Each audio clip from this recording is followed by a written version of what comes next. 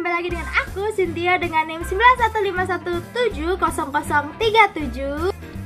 Nah, hari ini aku akan memberikan gagasan atau ide aku mengenai infeksi dari virus COVID-19 yang biasa kita sebut dengan virus corona.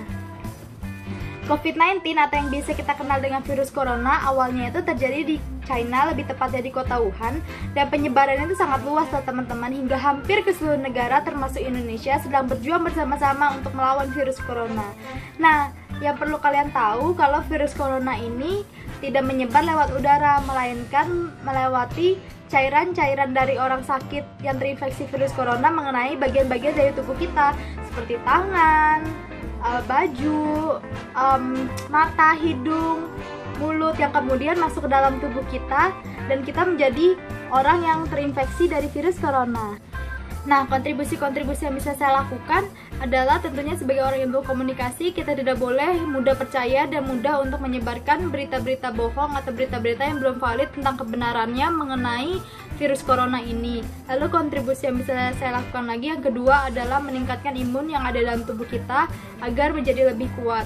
Nah, imun ini penting bagi saya karena menurut saya jika imun yang ada dalam tubuh kita ini kuat, maka imun kita ini cukup untuk bisa melawan virus-virus yang masuk ke dalam tubuh kita agar virus-virus ini tidak berkembang termasuk virus corona. Lalu yang ketiga itu menjaga selalu kebersihan dari diri kita sendiri dan dari apa yang kita konsumsi.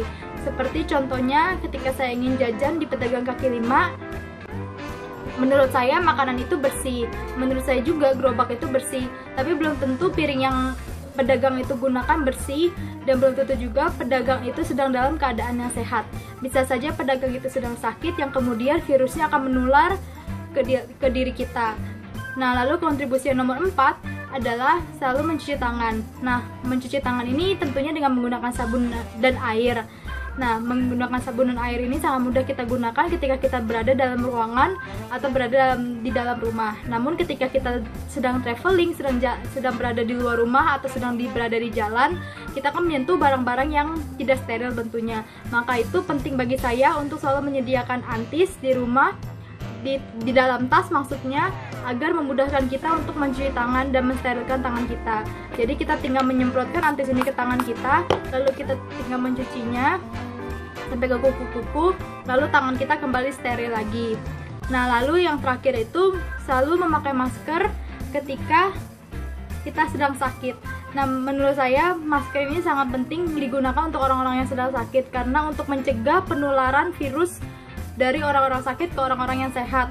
Nah, orang yang sehat juga penting untuk memakai masker, tapi tidak setiap hari, untuk berjaga-jaga ketika orang sakit yang tidak memakai masker, maka bisa kita yang memakai masker agar penyakit itu juga tidak tertular ke diri kita.